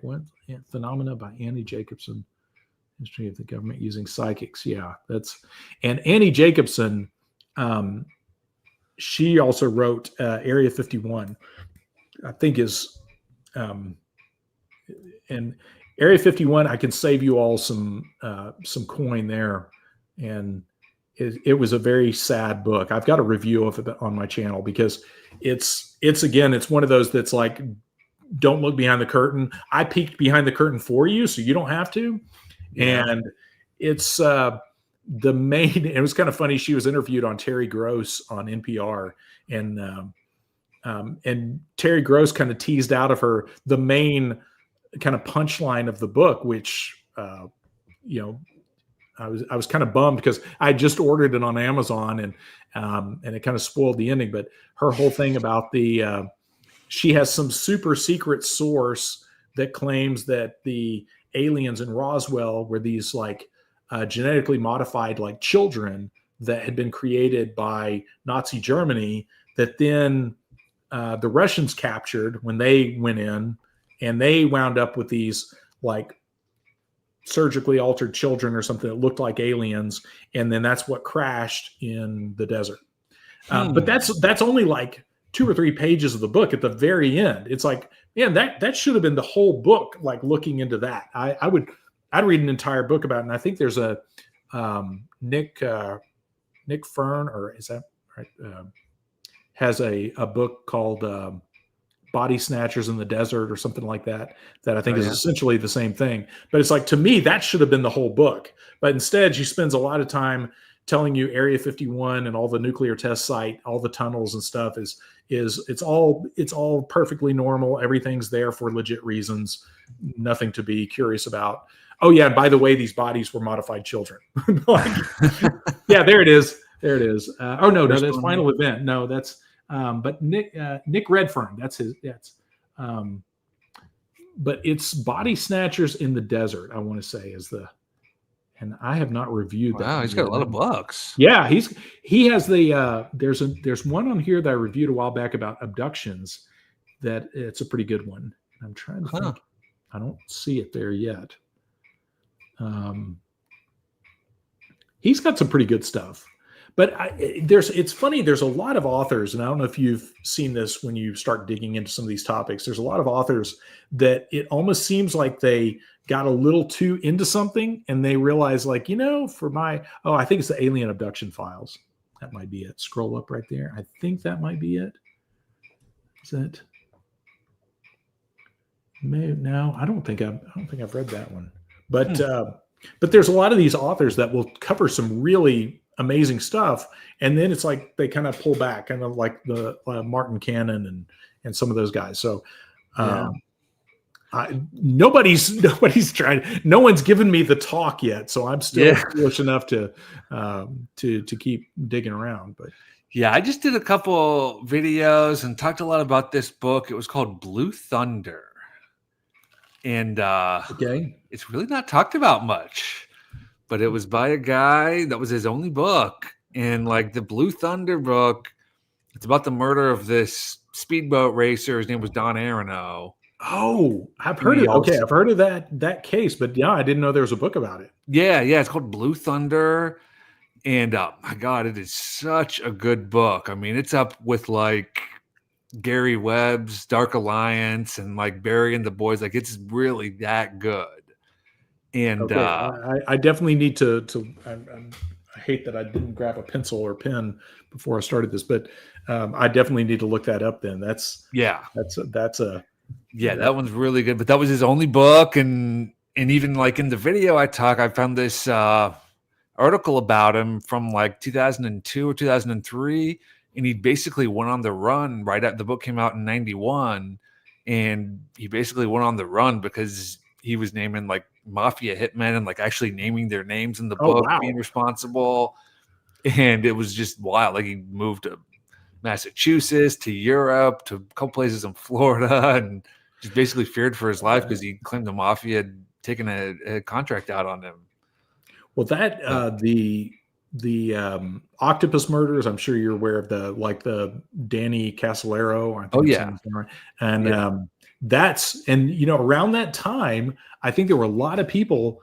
That's the interesting thing now. And this is one of those things I would love to just make a giant thing on my wall where I could do timelines for all these different things, because when you start mapping this stuff out and you start seeing a lot of overlap in different areas of research, that you start realizing, oh, wait, so these things were all happening around the same time. Like a lot of the UFO abduction stuff and things like that were surfacing right around the same time that a lot of people were starting to have recovered memories of ritual abuse and things like that. And it's like, these are all happening at the same time. And then there were also people having recovered memories of mind control experiments and being used in a lot of experiments. And that was all happening at it's almost like all these people had started to hit this certain age where this stuff was clicking in their heads and they were starting to talk about these things. And then there was this and then lo and behold, we got the False Memory Syndrome Foundation that pops up just in time to play whack-a-mole with all these stories and say, no, this is all crazy, and pick the most ostentatious cases and be like, see, this is all crazy. Yeah. You don't want to be caught believing this stuff. Come on. Yeah. Well, I was going to ask you about that because I thought it was interesting how, you have a background as a magician, and this guy, James Randi, was kind of like the head of the False Memory Foundation, or what? He was a part of that, but he was in with another guy. Is Martin Gardner is another magician that I have a bunch of his books. He's since passed away, but he was. There were several of them that were kind of professional skeptics, Yeah. and revered as like, these are the sober, science-minded guys that, they don't believe in the silly superstitions. So you can Right. trust these guys. Right. And the interesting thing with James Randi, and I bought into that for a while, because he did expose a lot of charlatans, like a lot of the televangelist stuff, and the who's fake psychics and things like that, like Uri Geller. But he never discussed, they never got at motive. So it was good enough. They would be skeptics and dismantle some of this stuff and be like, yeah, see, that's all silly. But they were never really getting at, well, but why were these guys doing it? And I get it. There's a profit motive and all that to a point. But there's way too many televangelists doing that thing and getting away with it that you're like, there's something more to that. Anyway, but yeah, those professional skeptics, it's always interesting to see that they all have a level of coordination that to the casual observer just looks like, well, yeah, of course, they're all focused on exposing foolishness, scientific foolishness, pseudoscience. But then when you start realizing there's certain things that they are very careful to avoid, and they only focus their attention on these very specific targets. And that's when you start, But James Randi, I think he got busted for soliciting a minor at one point. Did. Yeah. And then it kind of, and it all just kind of went away. And which, again, that's like with your Epstein and those kind of guys, where you see that once these guys are compromised, they are your guy. Yeah. And if James Randi says this is fake, well, doggone it, it's probably fake. Right. And if he says this is real, well, it's probably real. And another guy like that was a magician that Andre Cole is a magician that wrote a book, and I reviewed it on my channel. I think it's called Magic or Miracles or something like that. And there's kind of a weird part in it, and I can't remember if I talk about this in the review or not, but there's a part in the early part in the book where he's even kind of having this, pouring his heart out in his book about how he even had this moment where he realized he could be one of those hucksters that could be duping people, but doggone it, he chose the right path. Which really makes it's kind of like, that's a funny thing to include in this book. But he does actually expose a fair amount of like fake faith healers and stuff like that. But there's some weird stuff in that definitely leaves you scratching your head after you like. So yeah, anyway, and where I think a lot of that really,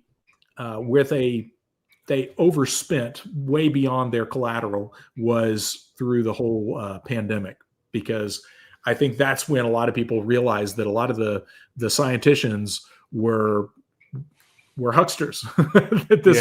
that this was there was a very clear agenda, and you didn't even have to be paying that close attention to see it.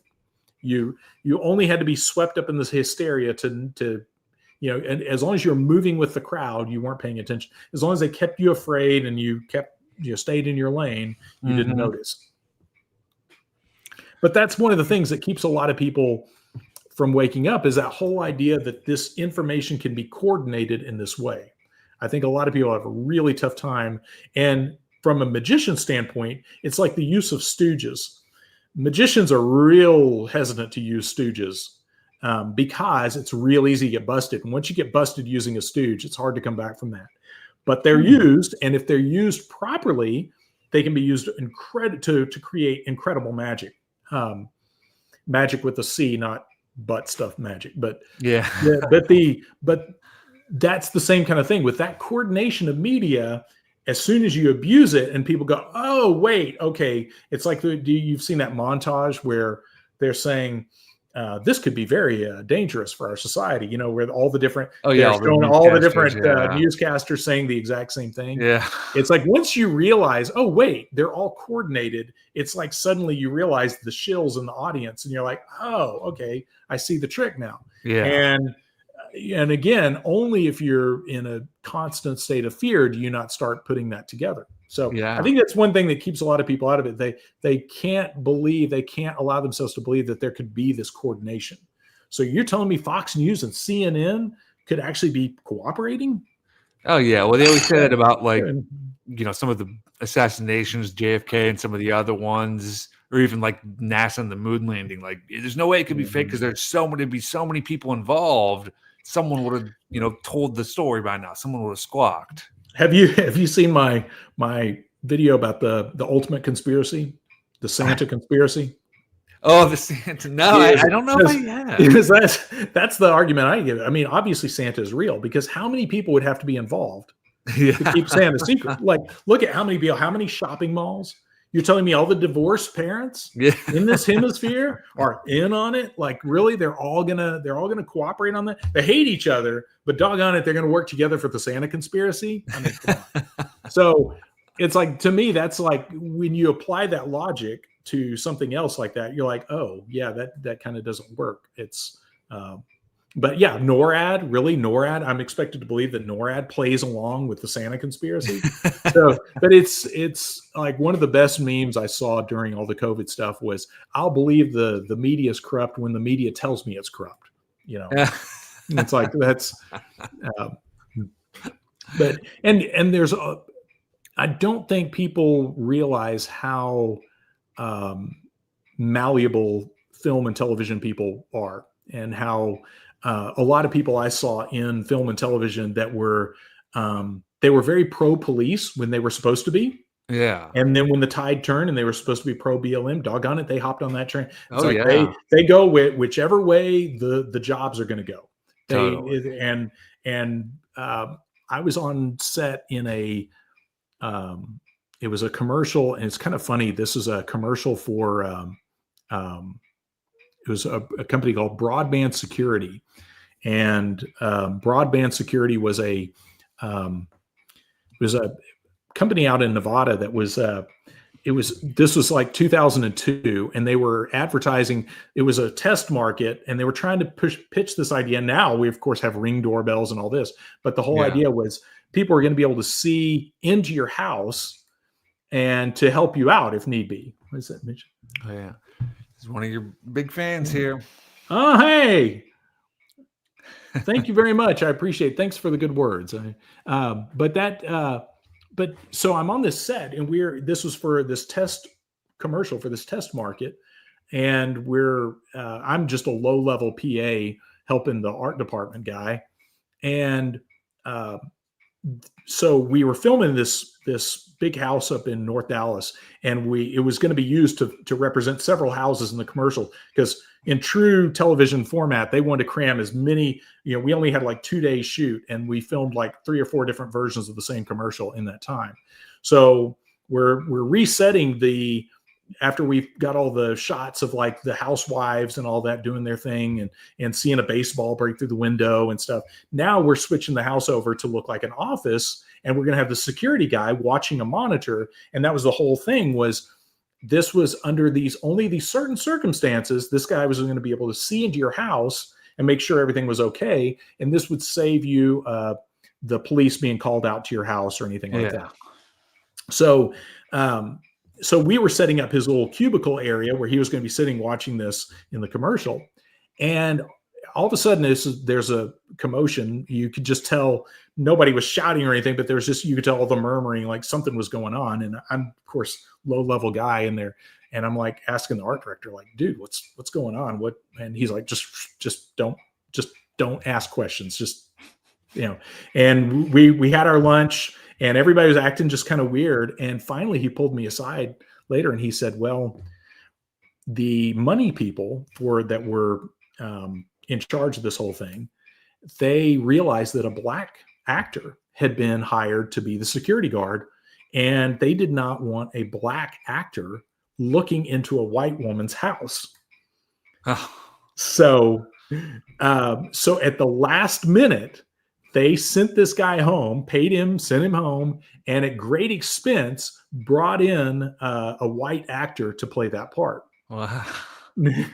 And watching this unfold was just so surreal, because I didn't really understand until it was the storm. Most of the storm had already passed, and then I was being told, "Oh, here's what just went down." Yeah. But no one said, There was not a single person on that set that was like, this isn't right. This is wrong. This is racist. This is no. Yeah. Everybody was like, oh, you jump? How high? How high do we jump? So everybody did their thing and it went off. And kind of funny aside to that story. So since I was helping the art director decorate this guy's work area as he's got his computer screen, and they were going to superimpose onto the screen because this was still primitive graphics days, but they were to superimpose the view of the security camera. And I wanted to put on in his work area, post-it that said, Mrs. Smith showers at 8. But but the art director's like, that is hilarious. And if we could get away with it, I would be all for that. But you realize we would never work again if we got caught doing that. So it's like, I tried. So anyway, but that I say that to say that the film and television people that I've worked around are incredibly malleable when it comes to morals and values of, do I need to be that way for this job to happen? Doggone it, I'm there. So I think when people think actor, actress, or well, I think there was like there was a basketball player. His name is Andrew Bogut. He's like an Australian guy, but he actually admitted that he'd been offered money to push the COVID vaccine. Oh, yeah. Yeah. There was so during that, because I am friends, and that could all change with, people watching this, being like, hey, he's outing us, but I'm not outing anybody by name or anything. I mean, everybody, I'm not saying anything nobody knows, but there was a company called Zomad. It was spelled with an X, XOMAD, I think, is like nomad, but with an X. Okay. And Zomad was one of those companies that was paying, like an influencer company that was paying a lot of people to push a lot of that kind of stuff. And and you could see, like, there were a lot of people that as soon as they got that money, they were like, okay, all right, what am I pushing? Okay. Miller Lite and booster shots, whatever, whatever you say the word, and I'm there. As long as the check clears. Yeah. So you got any other good books over there that you want to run through here real quick before we wrap it up? I do. All right. Holy cow. We're running. Well, okay. So this is one I would definitely recommend. It has a different cover art on the version that you can buy on Amazon. Okay. I think it has the Applewhite dude, the cult leader guy. He's got that wild-eyed stare. Yeah. But this is the researcher's edition. There's the regular. If you look up Operation Mind Control, look for the one that has the Applewhite dude on the cover. That's the one you want. This is actually a very rare version that was self-published. So yeah, that's it. That's it right there. Mm-hmm. So that's the one to get. This is the way this was originally published when Walter Boart was still alive, was you had to get permission from him, and he would send the file to like a Kinko's, and you would print it off yourself and self-mind it and everything. But you had to have like a written deal from him to get permission to do that. I didn't do that because I didn't know all of this stuff then. This was in from like 94 or 95. But this is one of those copies that somebody had printed and then later sold on eBay. And thankfully now I paid a premium for that, but thankfully now you can buy it on the Amazon. This is an excellent work on mind control stuff. Okay. A lot of really good broad stuff on that, and a lot of good threads to pull on about the guys that came up with NLP. There's that was the first time I had ever read about that. I think it's Richard Bandler. I think that's his name. Bandler. Look up Richard Bandler and look at that's crazy. That guy, he claimed in his NLP that using his hypnotic conversation techniques, that if you put him in front of a jury, if he was ever charged with murder, he could get himself acquitted if you allowed him to speak to the jury. And sure enough, what are the odds? He was convicted, or he was charged with shooting a prostitute in the head. And there was a witness, one of his friends, they were doing cocaine with this prostitute, and she winds up shot in the head. and they and he gets acquitted. And the judge even said later that I know we had the murder in the courtroom today, but I don't know what happened. Yeah, there you go. This is the guy. Yeah, look up the murder case. That's crazy. But moving right along, this is another one this is not anything too crazy, and again, easy to get from Adventures Unlimited Press. This is Project MK Ultra, the patents, and this is just fascinating to see. Again, and this is what guys like us are allowed access to. And just to see some of those patents and what the state of the art in some of that technology is very telling. So is that a lot of like just devices that? Just crazy like mind control devices, stuff for hypnotic, stuff to remotely, get someone into a hypnotic trance. There's stuff to record brainwave patterns and then play them back. So you could remotely record someone's behavior, their brainwave patterns. So, and again, we're talking technology that's now 40, 50, 60 years old. Yeah. And so you think, okay, they were able to do this with the limited computing power they had then. And what are they able to do now? So, wow. Yeah. This is another one, a good one for the UFO stuff. This is one that, don't hate me. It's not a debunking book per se. This is more about the parapolitical implications of the UFO phenomenon and how a lot of the weird aerospace connections. This is Gregory M. Cannon. Cannon is spelt with a K. Okay. So excellent book there. And then one more that I've got, and then this is another Richard Sauter book. This one's, I don't know, pull this up on Amazon, see if it's still available. Kundalini Tales by Richard Sauter, PhD, also by Adventures Unlimited. For whatever reason, this one's harder to get now, I think. But the book is only, this is basically the book right here. And then this is all mind control patents. Oh, there it is. Is it for sale or is it unavailable? No, out of print. Okay, so that one, the fascinating thing about this is he had an experience in 92. I think he said it was like December of 1992, where he heard a voice in his head telling him about these underground facilities and whatnot. And his reaction was one of, thankfully, a sober-minded individual who was like, wait, is there technology that could put this voice in my head? So that's what he did. He started digging in. So a lot of this is the story of his political opposition to his protesting nuclear weapons and nuclear proliferation and that sort of thing. But then it's also about mind control technology. And again, stuff that is old, but he ran down and figured out, okay, wow, that is possible to put a voice in someone's head. And that is a very terrestrial thing, and started looking into that. So I think that kind of thing is really valuable. So rather than, I think knowing that kind of technology, like to be able to put a voice in somebody's head, is something obviously we should know about when a lot of people start popping off and doing crazy stuff and claiming aliens or deities told them to do a certain thing. Maybe there's more to it than that. So that, and of course, this one, good luck. This one's probably kind of expensive. Not really a good book as far as overall. This is specifically about this is Physical Control of the Mind by Jose Delgado. Yeah. And that one is more, I mainly keep this around to show to my normie friends that are like, alien implants and brain technology and mind control. That's, in fact, this is all state of the art circa like 69. Yeah. I think this was published in 71. Yeah. So knowing that stuff was out there. Do you ever read much fiction at all, or?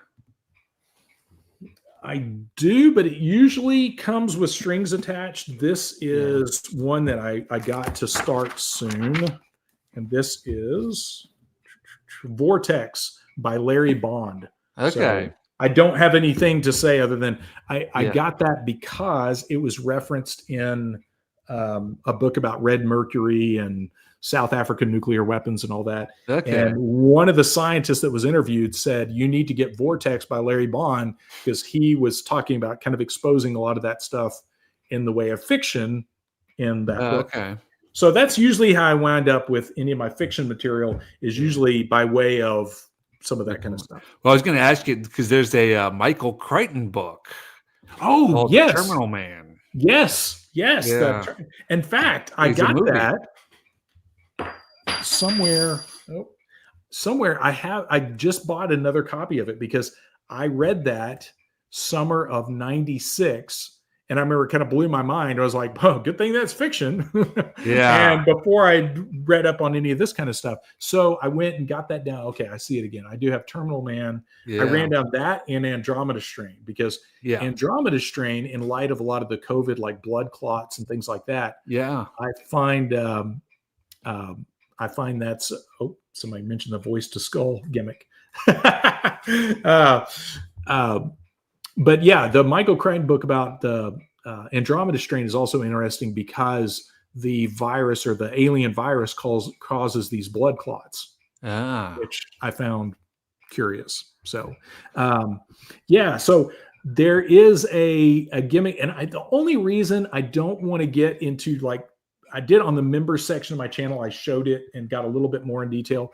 I mainly don't want to show, just because it is a device magicians pay money for, and I don't want anybody to come after me like, you're giving away a trademark secret or whatever. But yeah, it is a device that is a handheld device that can make someone hear a voice in their head. And this is kind of entry level, this kind of stuff. Yeah. But my point in doing that video the other day about that is, if a guy like me can find something like that and can purchase something like that, and the magic world is full of a lot of weird stuff that's kind of trickled out of the black world. And there have been a few things like that over the last few years that have come out of some pretty sophisticated electronics in the magic world that allow for some pretty amazing stuff to be done. And you're like, yeah, this is stuff that just now became obsolete in the black world and then wound up kind of trickling over into our universe. So, because things like that, you couple that bone conducting sound and things like that with psychotropic meds and all, and you can do some crazy stuff. So yeah, it's I don't know if hypnotists are classified as magicians, but it's always amazing when I'll see like just videos of like hypnotists in Las Vegas, or hypnotists traveling around to like colleges or high schools, bringing people up on stage and just like hypnotize them like that. Oh yeah. I mean, it's terrifying. Like and in the magic world, there are a lot of magicians think that hypnotism is like this quackery. That's not, we don't do that. But I had a hypnotist friend a few years ago hypnotize me because I wanted to see, okay, what's it like? I want to actually experience it and see. And it's a real phenomenon. You're actually entering an altered state, and it's a real thing where he was showing me how he could do stuff to my hand where I would not feel pain, and it worked. And and it was this weird, like, just that almost that waking moment, almost like you're kind of groggy, like you're just, somebody just woke you up and you're not quite sure what's happening, was kind of the way it felt. But yeah, hypnotism is a very real thing. It's like, and Dave McGowan did a good job of describing dissociative states in Program to Kill, where he's talking about anybody who's ever driven somewhere and then you get there and you forget like half your drive because you're so deep in thought about something else. Like, that's a real world example of your brain splitting off, and part of you drove the car and part of you thought about, the big test you had or whatever. Yeah. So. Well, I'm going to show you a book here real quick that I've mentioned this on a couple lives, but this is the book I'm kind of trying to find now. Oh yeah. The Real Genius. I just saw that. The Zero Effect. Yeah. It's this interesting book. It's about, it's very hard to find. I've never seen it for sale on eBay. It doesn't have any copies for Did sale you mention here. That with Kurt? What's that? Did you mention that when you were talking to Kurt? We did talk about it. Okay, because I think I wrote that down when y'all talked about it then. Oh, yeah. And I immediately went to looked at it and was like, dang it. Yeah. eBay, sometimes you can get lucky, and some of the stuff that's not on Amazon, you can find copies on eBay. So um, if Well, it's something that I'm somebody really did, email me and said they found a copy on Amazon Japan. oh wow, And so you can okay. order it over there, and I guess, they won't ship it to you directly. So you have to go through a third party, and then Have like, it I guess, ship it to a sympathetic soul in Japan, and then they mail it yeah, pretty here. much. Yeah, Yeah. that's I would. So, Yeah. So what's it about? it's about, if you look back on the presidents that were elected in the year Hmm. ending in 0. Ending in a zero, like President Reagan in 80. Yeah, Or but so this book was written in the late 70s, so it's before then. But every okay. president before that was elected in a year ending in 0 died in office. Everyone from like JFK was 1960, 1940, 1920. Just go down the line. They all died in office, and Have you so ever I seen don't know. a? I don't really know what the book is about. I don't know if he tries to Yeah, like connect it all to like some big grand conspiracy, or tries to say who's behind it. I would definitely be curious about what year you said it was in the 70s. Yeah, it was. I'm trying to I had a little list here, but yeah, JFK was 1960, FDR was 1940, he died in office. Warren Harding, 1920, died in 20. office. William McKinley, 1900, he was assassinated by a lone nut. Of course. 1880, James Garfield, assassinated by a lone nut. 1860 was Abraham Lincoln.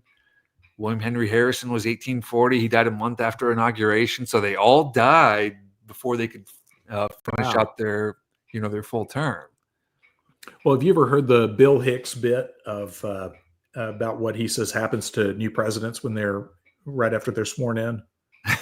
No, So Bill Hicks, the comedian Bill Hicks, was he had a pretty good bit about. He says, when the new president takes sworn in, first thing they do as soon as he arrives at the White House, they pull him into a smoky room with all these hotshot, all the Fortune 500 business guys, and they sit him down and they say, start the projector, and they play a film starts playing on the wall, and it's the Kennedy assassination, but it's from an angle no one's ever seen before. Yeah. and as soon as the infamous headshot happens, stop the projector and they say, any questions? And the new president says, only what my agenda will be. And Right. I don't think that's that far off. I think I think we're at a point definitely now where I think to say we have a uniparty would be the most polite way to sum that up. I don't Totally. Yeah. I think and that has effectively kept people infighting, like you're talking about the through like COVID and all that, using things like Orange Man said the thing, so I don't like Orange Man, so that must be bad. It was like George Orwell's 1984. Everything that was something I noticed too. Like you're talking about, that Trump kind of became the Emmanuel Goldstein of 1984. If he said it, you knew it was bad. So, if he says you should drink clean water, well, what kind of quackery is this? We should all be drinking Brawndo. So, Yeah. Ralph Epperson talked about the unseen hand. I wonder if he's talking about the zero effect, an unseen hand. I've heard of that book. I can't remember who the author is, but the title sounds familiar. That does sound familiar, and I'm trying to think. There's a few I've got that have similar titles to that, and I'm trying to. It's getting late now. My brain is. My kids were like, "Are you going to outlast Kurt Metzger?" No, I don't know. Am I? Well, yeah, we'll wrap it up here. It is getting pretty late. I'm probably a few years older than Kurt, and I have children and a bedtime, and so yeah. Well, any parting words or? Man, no, this is great. I'd love to do this again. Me too. Yeah. This is and next time we can maybe zero in on a specific book or topic, and have some if we want to just do a deep dive into like the Paul Benowitz case or something like that, we can talk offline about some of that stuff, and then figured out. But yeah, I think especially for the folks out there that are, into all this stuff, I think the more eyes we get on some of these subjects, the better, because it's, that's how all this stuff gets exposed is, hey, now that you say that, I remember such and such, and we all have a piece of the puzzle we start putting together. So yeah. Sure. Yeah. So all right. Well, yeah, man, I would yeah, say we'll definitely talk. yeah, and I would say one thing, if I was to give any advice, and I know this is unsolicited advice, is No, yeah. I think in this day and age and how polarized everybody is, I think the more people we talk to, the better, and trying to avoid the tendency of writing people off because they haven't figured out some of this kind of stuff. Because I think that was me like 25 years ago. If you had told me like even a fraction of the stuff that I can now verify, I would have said that's crazy. So we all came from that position. And I think it's important for us to remember that. And I think it's important when we're talking to the people that are, thinking this is all some kind of quackery, is like, we were there too. Like every one of us started out on that side of the fence too, and realizing, oh, wait, holy crap, I can't avoid this. Is too big to avoid. So I think the more people we talk to, the more relationships we have in the real objective world, and the more we're understanding of the people who haven't quite come around. I think the more people will come around and realize, okay, yeah, there is something to that. And because remember, the people that are doing all this kind of stuff, they want a polarized society where we don't communicate. So the more communication, the better. So I'll stop. Very well put. Well, Andy, yeah, good to meet you. Actually, talk to you too. Yeah, and through a screen anyway. And what part of the country are you in? I live up in Chicago. Oh, okay. Yeah, all right. So we're on the same time zone. Same time zone. Yeah. So okay. Well, if I'm ever up that way, we'll have to get together in person and absolutely go look for some forbidden sites up there and see if we can both become a statistic. You can bring a drone.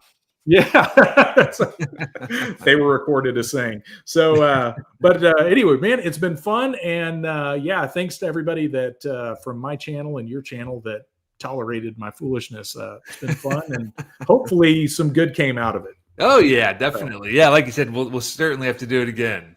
Okay, cool. Andy, thank you a lot, and we'll see you again sometime. Thanks. All right, sounds good. Okay. I'm closing.